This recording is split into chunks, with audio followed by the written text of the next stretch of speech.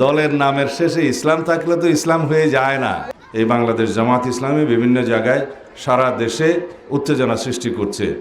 আল্লাহ রাব্বুল আলামিন ফয়সালা করবেন হাশরের ময়দানে কে কোথায় যাবে। এই ফয়সালা কি এখন কোনো পার্টি করে দিতে পারে? শুধু দলের নামের শেষে ইসলাম থাকলে তো ইসলাম হয়ে যায় না। তাহলে এখানে যত নুরুল ইসলাম আছে সবই তো ইসলাম হয়ে যায়।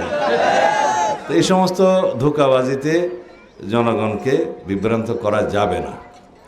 জনগণের সাথে প্রতারণা করছে।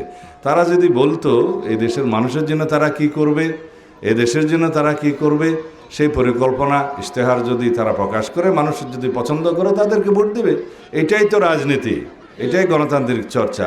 সুতরাং ধর্মকে রাজনৈতিক হাতিয়ার হিসাবে ব্যবহার করা উচিত নয়। আমরা লক্ষ্য করেছি যে বিগত কয়েকদিনে কিছু বিচ্ছিন্ন ঘটনা ঘটিয়েছে। এই বাংলাদেশ জামাত ইসলামী বিভিন্ন জায়গায় সারা দেশে উত্তেজনা সৃষ্টি করছে, বিভিন্ন জায়গায় মিছিল মিটিং করছে।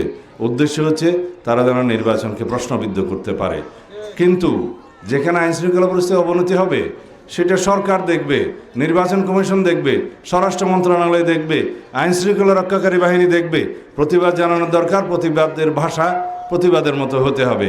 এগুলো নিয়ে উশৃঙ্খলতা সৃষ্টি করা যাবে না। কেউ যদি এগুলো ব্যবহার করে উশৃঙ্খলতা সৃষ্টি করতে চায়, কোন জেলায় কি সংগঠিত হলো, কি উত্তেজনা হলো, এগুলো নিয়ে যদি রাজনৈতিকভাবে উত্তপ্ত করতে চায় মাঠ, তাহলে পরে আমরা হুঁশিয়ার করে দিচ্ছি। বাংলাদেশের জনগণ গণতান্ত্রিক উত্তরণের জন্য অধীর আগ্রহ অপেক্ষা করছে। এই গণতান্ত্রিক উত্তরণের প্রক্রিয়াকে যারাই বাধাগ্রস্ত করবে তাদেরকে জনগণ অবশ্যই প্রত্যাখ্যান করবে ইনশাআল্লাহ। দেশে দেশে সবার সাথে দ্য নিউজ।